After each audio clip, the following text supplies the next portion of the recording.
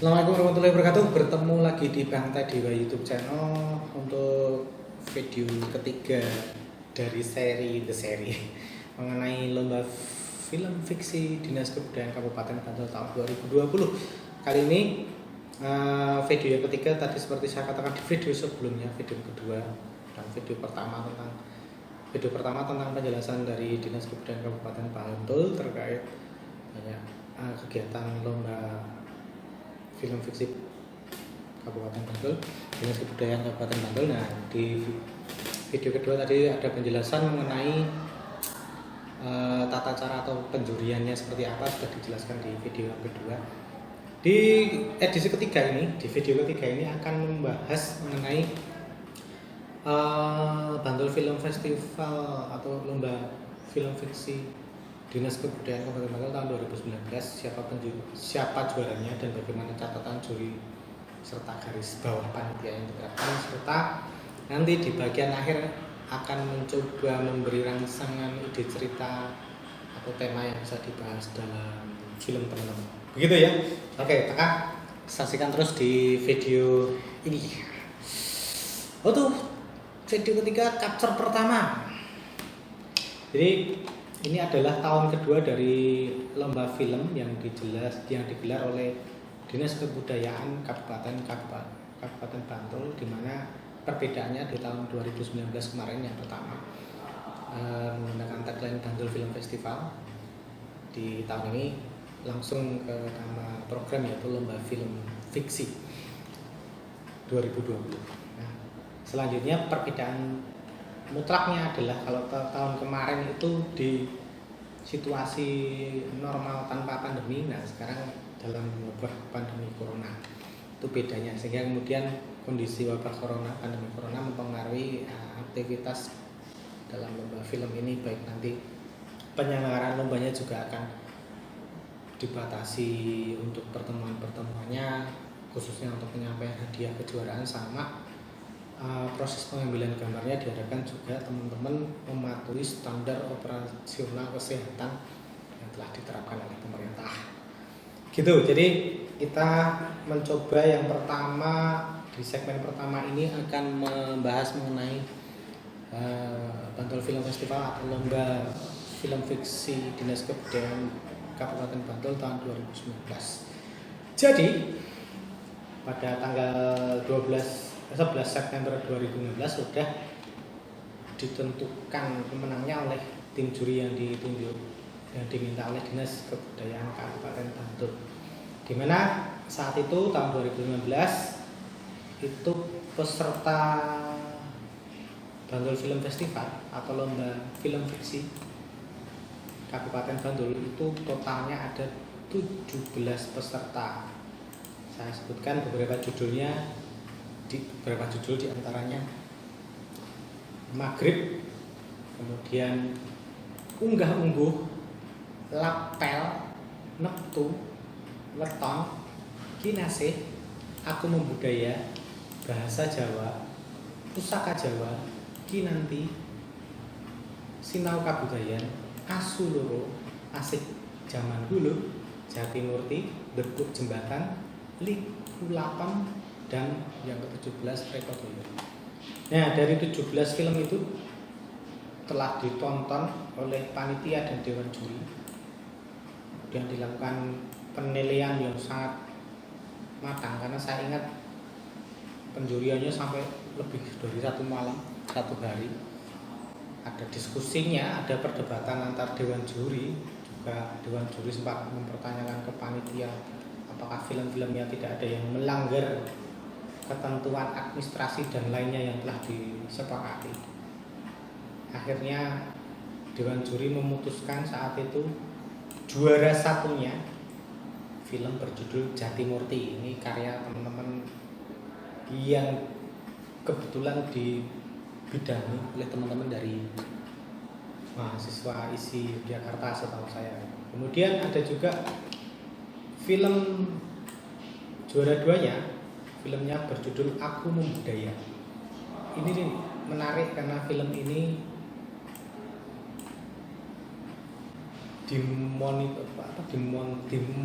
dimotori oleh seorang dukuh perempuan yang masih single saat itu. Kurang tahu kalau tahun ini sudah singlenya hilang atau masih sudah double. Tapi menarik. Kemudian jadi budukohnya provokasi anak muda buat film dan jadi film Agung Budaya dan juara 2. Kemudian juara ketiganya judul film Asuloro. Asuloro ini diproduksi oleh teman-teman Baiti Janati, setahu saya bekerja sama dengan teman-teman teater. Ini aktingnya bagus banget, aktor dan aktrisnya bagus, pembuatan filmnya bagus.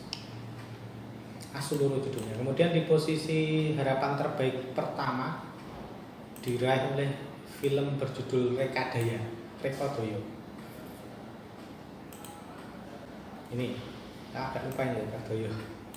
Coba nanti kita lihat ya. Kemudian ada film dengan judul Unggah Ungguh. Dan kemudian yang terakhir juara harapan 3-nya film dengan judul Bebuk Jembatan. Sementara untuk sutradara terbaik diraih oleh Satriawan Dika Samudra yang menjadi sutradara dalam film Asuloro. Itu teman-teman yang menjadi juara di tahun 2019 dalam acara Bantul Film Festival atau Lomba Film Fiksi Dinas Kebudayaan Kabupaten Bantul tahun 2019 ya. Saat itu hadiah totalnya mencapai 45 juta. Kalau tahun ini Lomba Film Fiksi Dinas Kebudayaan Kabupaten Bantul tahun 2020 itu hadiahnya mencapai hampir 60 juta. Ada tambahan kategori khususnya, kalau kemarin cuma sutradara terbaik, tahun ini ada penulis skenario terbaik, kameramen terbaik, aktor dan aktris terbaik mendapatkan awarding. Nanti penjuriannya akan lebih ribet itu. Nanti sudah ada jurinya.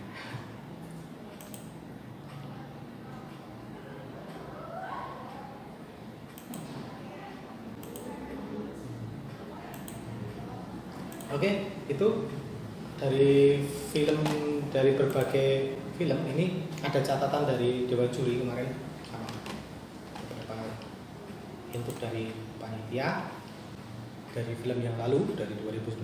Catatannya yang pertama catatan terkait dengan kekurangan. Yang pertama kekurangannya peserta masih biner atau bias pada persoalan tema yang mengupas persoalan nilai yang baik dan buruk, tradisi dan modern. Jadi kemarin peserta lomba banyak terjebak ketika ada adegan di film itu hanya ngomongkan baik dan buruk.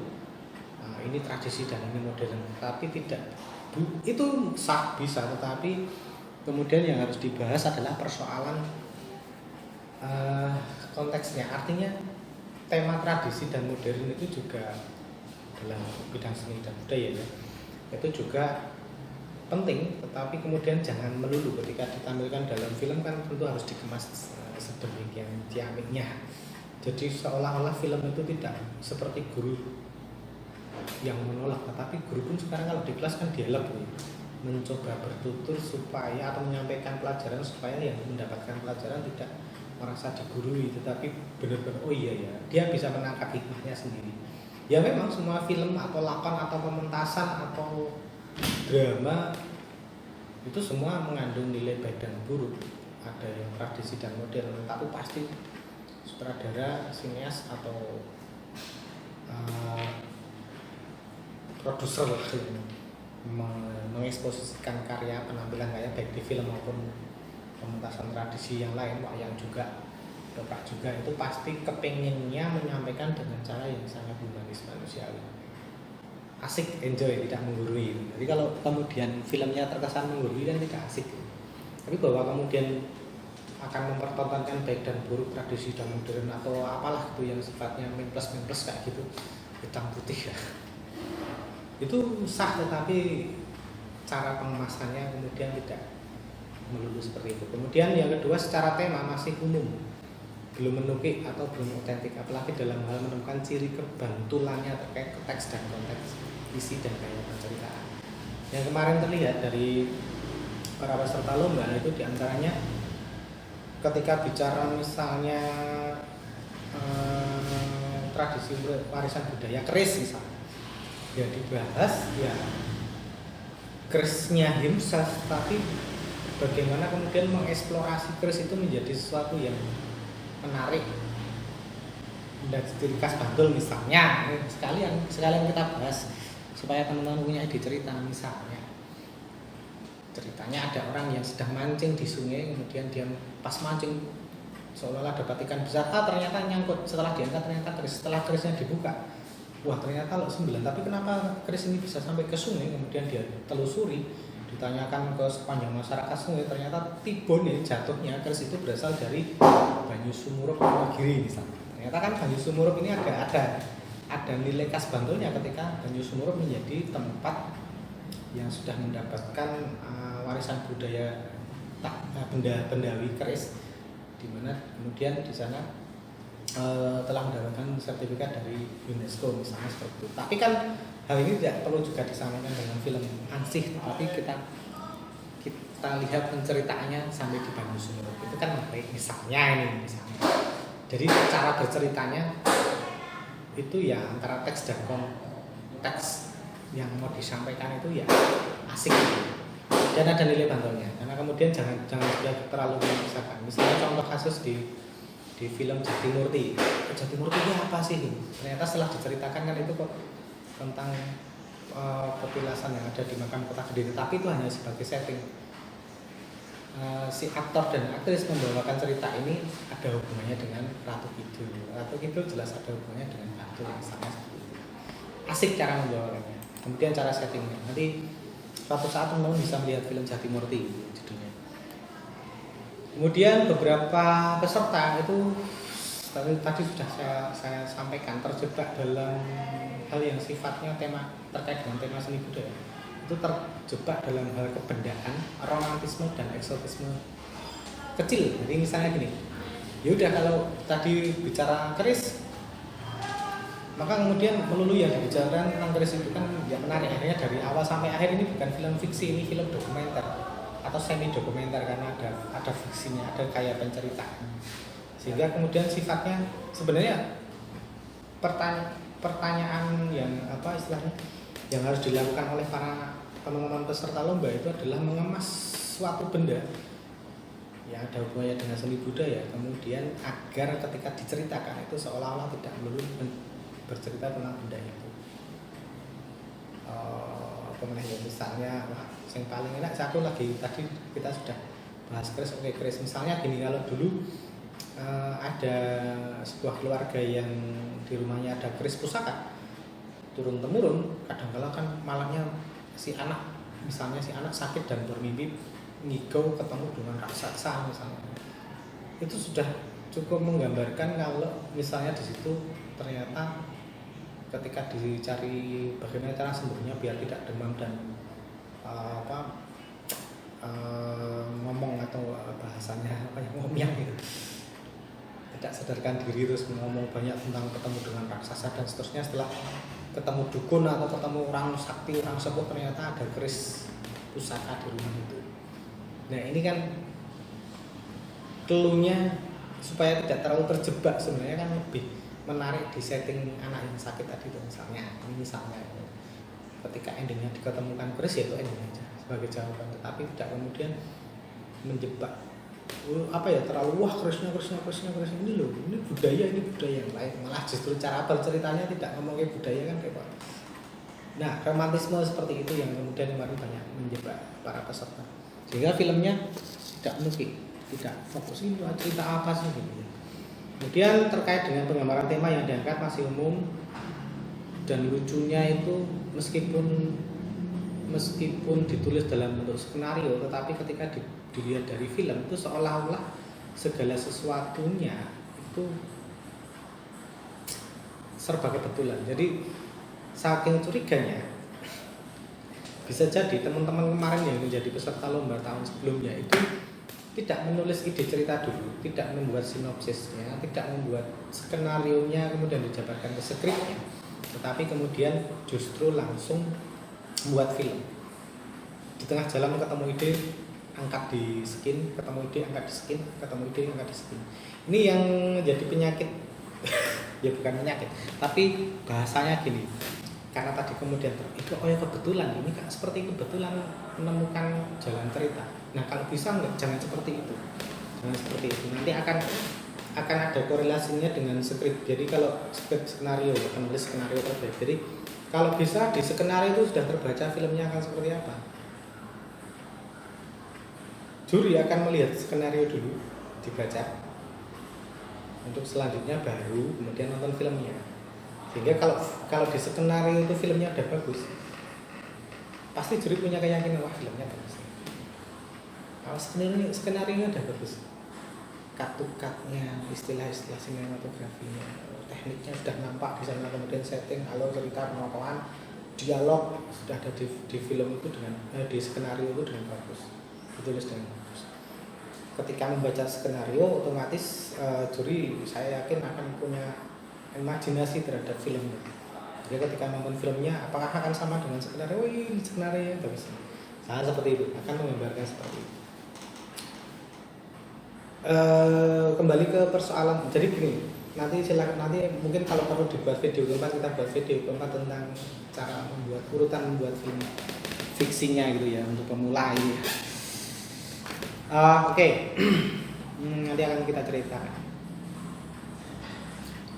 Jadi karena kemudian gagasannya tidak karena teman-teman mengambil gambarnya itu seolah intuitif di tengah jalan baru menemukan plot, kemudian baru ditulis filmnya, jadi selesai baru ditulis skenario-nya. Ini yang curang ya, lucu ya. Dan itu pasti amburadul kecenderungannya. Ya ada yang melakukan itu, saya yakin juga sineas ampuh itu kadang-kala ya di tengah jalan menemukan ide dan gagasan baru, tetapi biasanya seperti itu kan merombak naskah, dan itu jeleknya di situ semua. Sorry kalau penjelasannya agak melompat-lompat, tapi ini memang harus tak lakukan. Saya ingat-ingat. Kemudian kemarin ada beberapa film itu terkait dengan durasi. Tadi durasi kan 7 sampai 15. Ada yang memaksakan diri. Maksud saya film ini mestinya bisa lebih dari 30 menit, sehingga dia buat film itu memang lebih dari 20 menit, sehingga terpaksa ya tidak dinilai. Jadi sebenarnya gagasan di film ini kepingin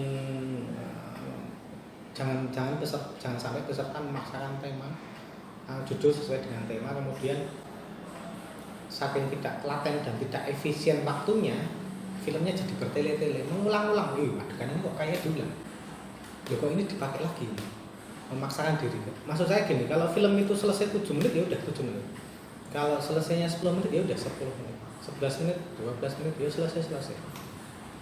Bagaimana kalau idenya lebih dari 15 menit?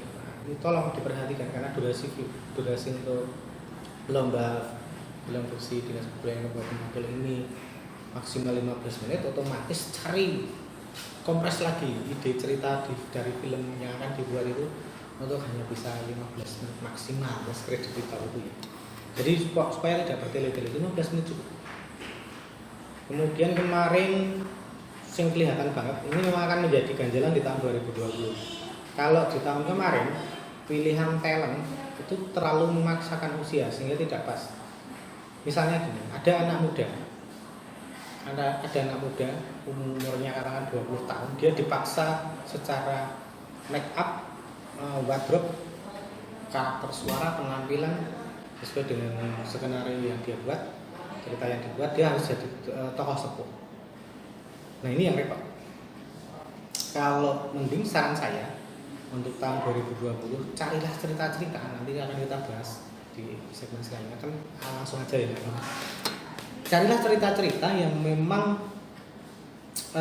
sesuai dengan usia. Maksudnya gini, cerita ini akan mengambil usia misalnya di usia anak SMA 17 sampai 22 tahun itu SMA dan mahasiswa.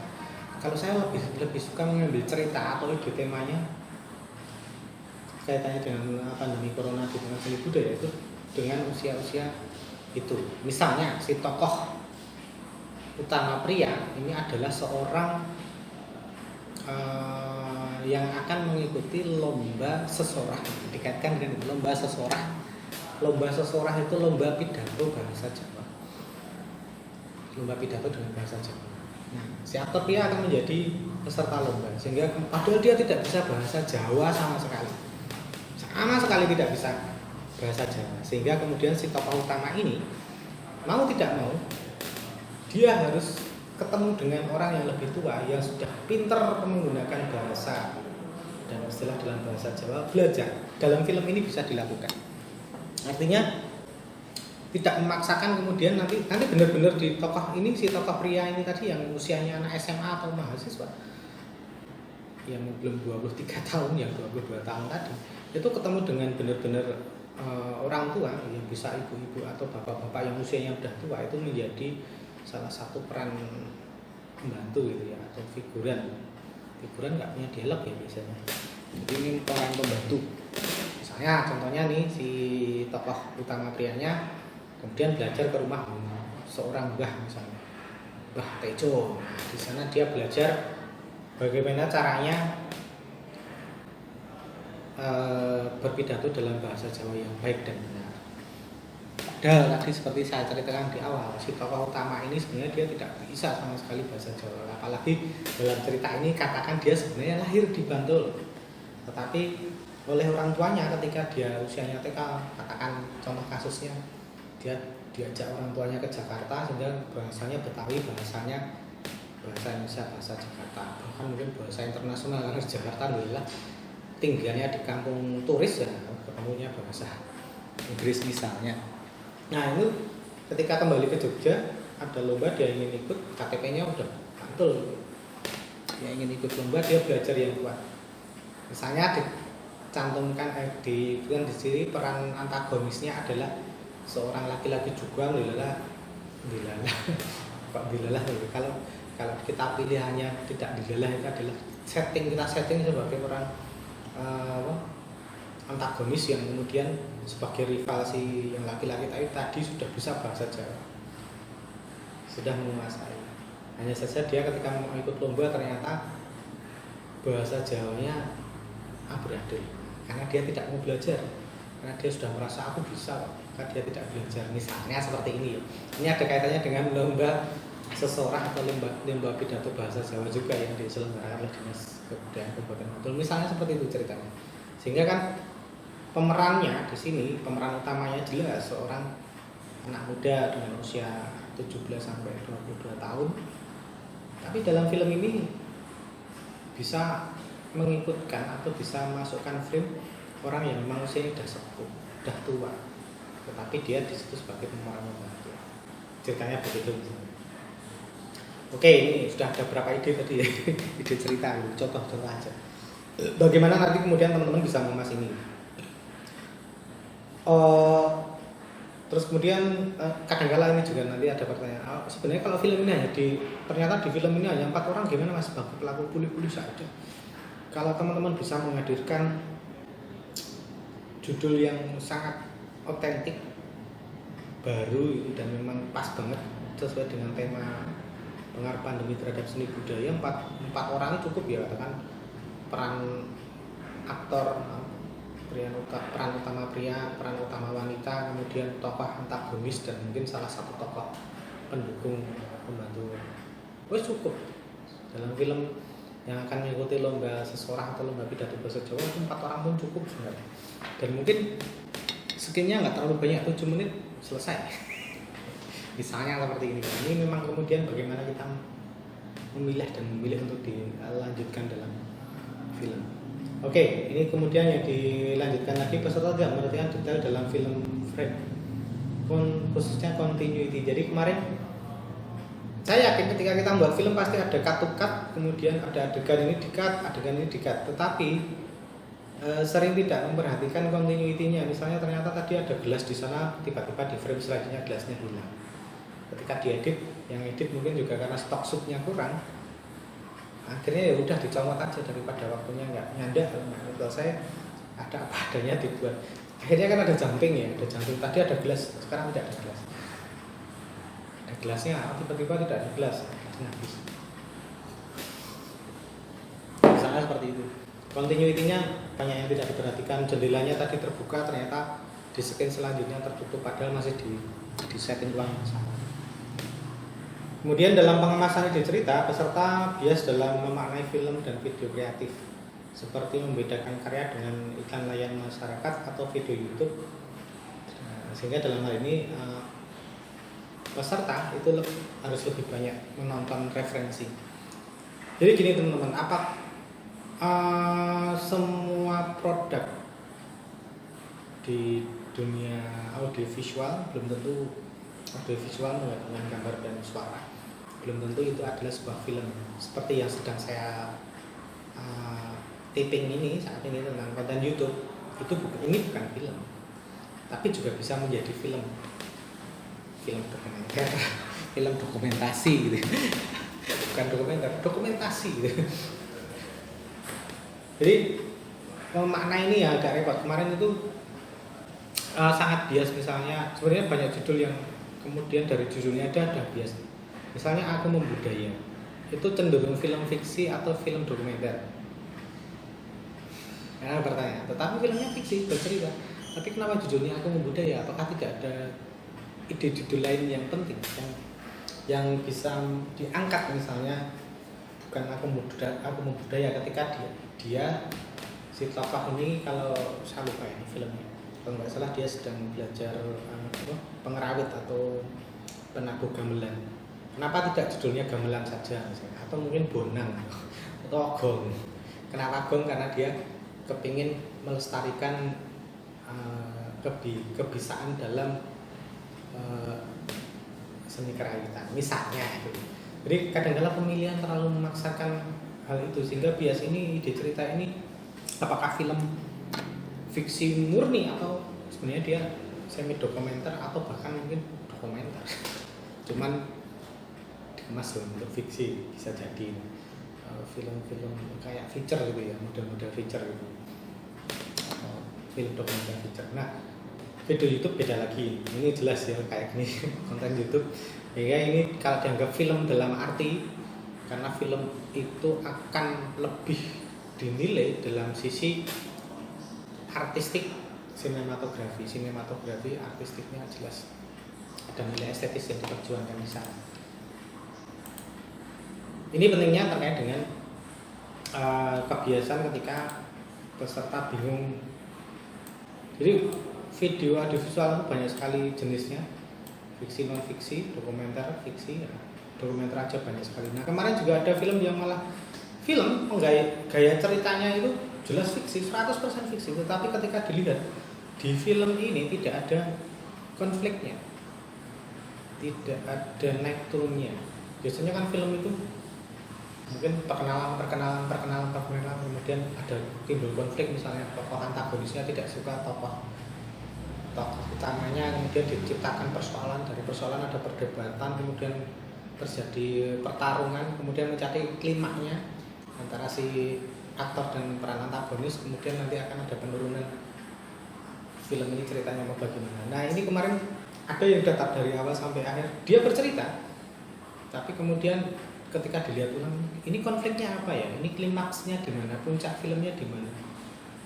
Perkenalan oke, tapi di tengah jalan ya biasa aja lah, tidak ketemu, bahkan tidak ada konfliknya sama sekali, sehingga kemudian ini film iklan layanan masyarakat ini bukan, karena film iklan layanan masyarakat itu kan iklan itu kan bisa dikemas dalam bentuk dokumentatif maupun dalam bentuk fiksi.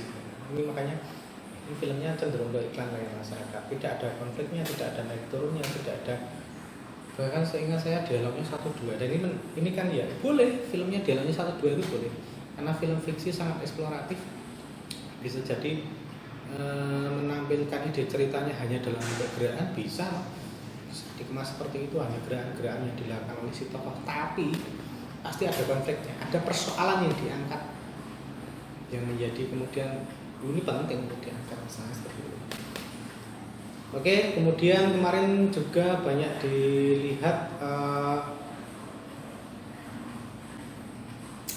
dilema dalam hal editing, khususnya ilustrasi musik, di mana tidak balance, menutupi dialog, dan bahkan mengandung copyright. Jadi kemarin banyak peserta juga yang di tahun 2019 itu ini musiknya jelas melanggar copyright. yang paling simpel untuk membuktikan musiknya melanggar copyright atau tidak, kita unggah di YouTube, dia akan kena komplain hak cipta itu. Salah satunya itu, ini ternyata kena copyright, dan itu menyusahkan. Sebenarnya yang susah bukan panitia atau juri, yang susah peserta sendiri. Ketika ini juara jadi persoalan oleh teman peserta yang kemudian melanggar hak cipta sebenarnya itu. Makanya tadi di awal kalau bisa kita sebutkan di syarat dan ketentuan lomba, kalau bisa bahkan musiknya original walaupun sederhana. Oke, itu kemudian beberapa kali editing dilihat itu pas ada dialog justru musik ilustrasinya keras, dialognya nggak terlalu nampak samar-samar, tidak dikeraskan. Sehingga nanti dalam editing juga perlu teman-teman, makanya di situ ada kejuaraan editor terbaik belum ya? Belum ada, semoga tahun depan ada ya editor terbaik. Kameramen terbaik sudah ada, tapi editornya belum ada ya.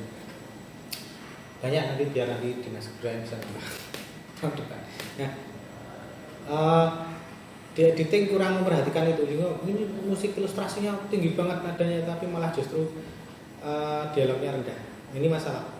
Ini silakan nanti teman-teman bisa dilihat lagi sebelum dikumpulkan, sebelum di render, pas editing dilihat terkait dengan besar kecilnya atau volume musik ilustrasinya, sehingga tidak menutupi dialog yang sedang terjadi dalam film tersebut, adegan itu.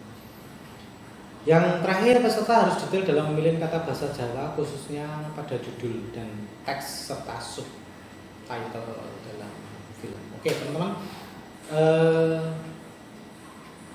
tahun kemarin banyak yang menggunakan judul dalam bahasa Jawa, tetapi kemudian penulisannya salah, pemilihan aksara bahasa Jawa salah. Jadi kalau saya menyarankan ketika membuat judul, misalnya tulisannya Asuloro, itu apakah ditulis dengan loro pakai huruf O atau huruf A, itu dalam bahasa Jawa ada aturannya. Sehingga kemudian kalau nggak mudeng, kalau nggak tahu, silakan tanya kepada orang yang ahli dalam bahasa Jawa itu terkait dengan penulisan judul, penulisan subtitle. Banyak yang kemarin salah di titik itu. Kemudian kemarin banyak yang adegannya bahasa Jawa tetapi tidak ada subtitlenya dalam bahasa Indonesia. Pun kalau bahasa Inggris tahun kemarin nggak ada, sehingga kemudian yang bahasa Jawa, dialognya bahasa Jawa, lupa tidak dikasih subtitle bahasa Indonesia. Tolong ini nanti diingat-ingat untuk peserta di tahun 2020 ini. Kemudian untuk beberapa kelebihan yang menarik sebagai catatan juri tahun kemarin adalah yang pertama, peserta jujur dalam melihat realitas yang mereka tangkap. Yang menarik kemarin yang diangkat di film-film itu sudah bisa melihat realitas yang terjadi di masyarakat terkait dengan dunia seni budaya yang modern, tradisional dan modern, tapi kemudian diangkat dalam kekiniannya seperti apa. Kemudian yang kedua, pada dasarnya teman-teman kemarin pesertanya mencoba membuat film yang sangat enjoy, sehingga sebenarnya mudah dinikmati, cukup simpel itu. Ya sayangnya tadi catatannya, tapi bisa dinikmati dengan mudah. Kemudian membuat film secara natural sesuai dengan kompetensi yang dipunyai. Ya, kemarin kelihatan banget ketika memang saya adanya, karena kemudian membuat natural, artinya si sinias mencoba adanya anak muda ya kita dangani, kita beri pakaian sebagai orang tua. Adanya itu tidak ada orang tua misalnya itu. Alatnya sederhana, pakai HP juga bisa kelihatan di hasil filmnya.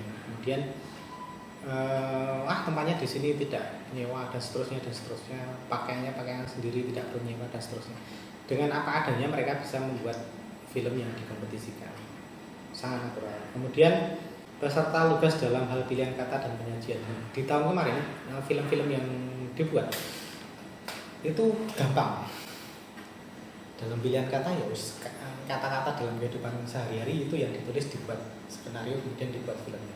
Nah, ini catatan untuk tahun kemarin, ada kelebihan dan kekurangan, menjadi basic teman-teman untuk mencoba melihat atau punya ide di tahun yang 2020 ini. Oke, itu untuk video ketiga yang teman-teman bisa lihat. Agak capek, saya perlu istirahat. Nanti kita lanjut di video selanjutnya yang keempat. Saya kira video yang di capture selanjutnya ini akan membahas mengenai mencoba mencari ide cerita, kemudian bagaimana membuat filmnya, teknik-tekniknya bagaimana. secara sederhana untuk pemula nanti coba kita sampaikan gitu ya. Thank you, sampai jumpa di video selanjutnya.